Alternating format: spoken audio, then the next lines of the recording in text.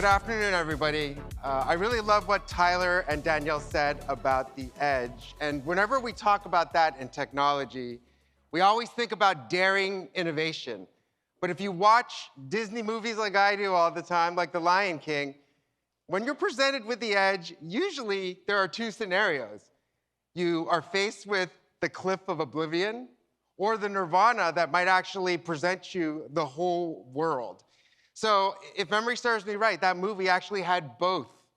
And as a technologist and a marketer, one of the things that I'm learning more and more as I study humans is it's our job to actually blunt the edges a little bit and to really think about the things that we are building for people to make them more approachable, more connective, and more empowering. So in the next couple minutes, I'm going to go through 4 chapters. What's in a name? Who are we building for? How do we change the funnel? And what is the future? Now, I thought I was really cheeky and would be smart, but actually looking at Scott's keynote today, he went thousands of years back. I'm only going 500. Who knows who this is? Let's all shout it out. Thank you, Shakespeare. And if you remember Shakespeare, one of the things he said is, what's in a name? And as we talk about Uber advertising, we hope it's everything. And as the Bard of Avon once wrote, all the world's a stage. What's interesting about that is that this crazy play that we call advertising, we hope that Uber as a platform will cast a new vision for a leading role. Now for us, Uber, it's a way of life. It's built into our routines, and it's built into our everyday decisions. And what's interesting is that because we're essential and we're showing up in real time for over 200 million people monthly and 14 billion transactions in 2025, we show up when people need it most. And when brands intersect that moment with us, usually the payoff is quite positive.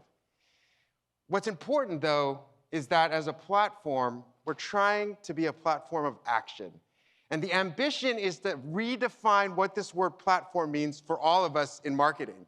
Being in sync, being instant and intuitive, it allows us to drive real results. And one of the things that's important is, as we think about this concept of Uber, it's about real life, not the performative life that we want to live. And while others may actually fuel and flood your feed, it's really us delivering for that specific need. Now, it wouldn't be a keynote if I didn't talk about AI to some degree and what that's actually doing to platforms. And after studying the space for about 25 years, you start to see where we are actually going from platform to platform to platform using an alliteration of R's. We started with the referral of flat directories, and we actually saw that evolution through search and the dynamism of that. That instantly moved to the recommendation of our social curation and social platforms. But what's interesting is that as we started to see the invention of these LLM models, very similar to the 2010s when responsive design came to the physical device, we're starting to see that in the software systems. Now, what's interesting about that is as we started to see response, reaction, and reason, the reason why it goes up and to the right is the y-axis. Trust is actually the most important.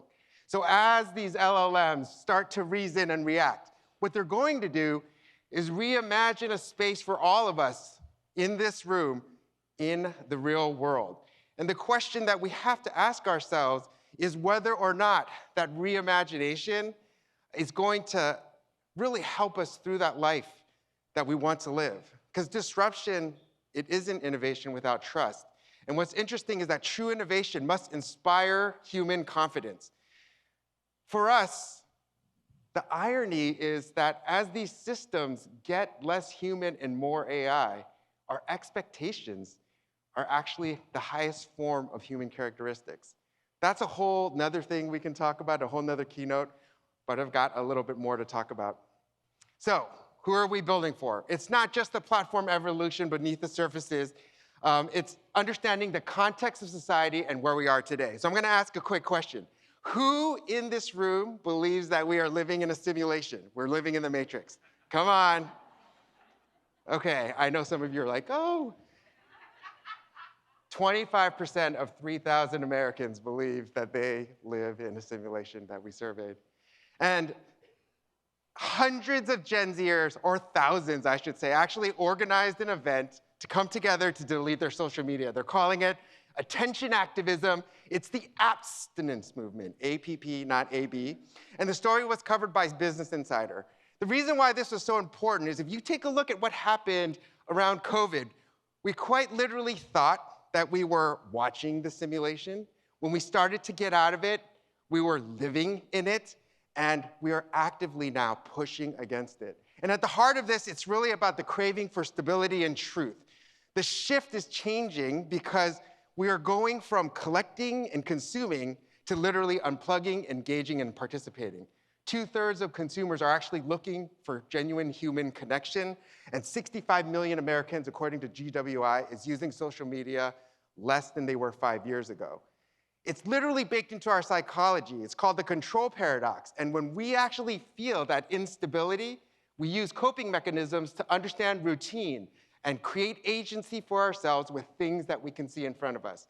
Quite literally, the thesis of technology and the antithesis of reality will create the friction and synthesis that will establish the norms and the new emergent patterns in which we should be marketing. Now, the reason why Gen Uber work was so profound for us is it's about the mindset and the mode and how these consumers are co-opting platforms today to help them ease their decision-making and purchases. And as a result, we call them on-demand, but we're seeing this evolution around quick commerce. It's moved from just food delivery and even groceries to pet foods to a single stick of mascara because I need to look great at RampUp. This is what we are actually doing today with quick commerce. And what's interesting is that it's very similar to when we were seeding our best friend's phone number to this exogenous device in 2008. Today, that same thing is happening for platforms like ours. And as a result, you could see here in the white, it's not just about instant buying. It's not just about same-day airport car services. I'm willing to pay for these things in a premium. We see that with 46 million Uber One members, and it's even impacting the way I might plan my parties. This is actually having a profound effect on the full purchase spectrum because you're actually seeing low commodity and higher commodity purchases come through for this consumer. But how is it actually changing the funnel?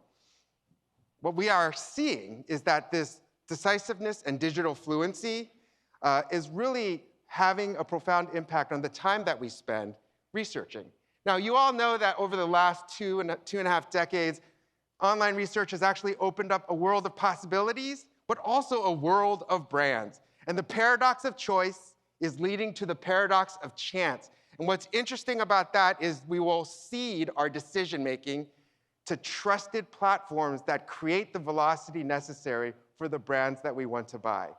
And quite frankly, for us at Uber, the reason why this is so important is it moves well beyond convenience, and it actually is about presence. Not presence, P-E-R-E-S-E-N-T, but the concept of presence. And it's not just the utility, it's about connection. It's about meaning and moments. So as we move into this concept of how we are changing the funnel, one thing that we're actually going to talk about is our 3P research users that actually use 3P services for restaurants. And I'm sure many in the room are like, well, I don't actually own a restaurant brand. Is this gonna help me?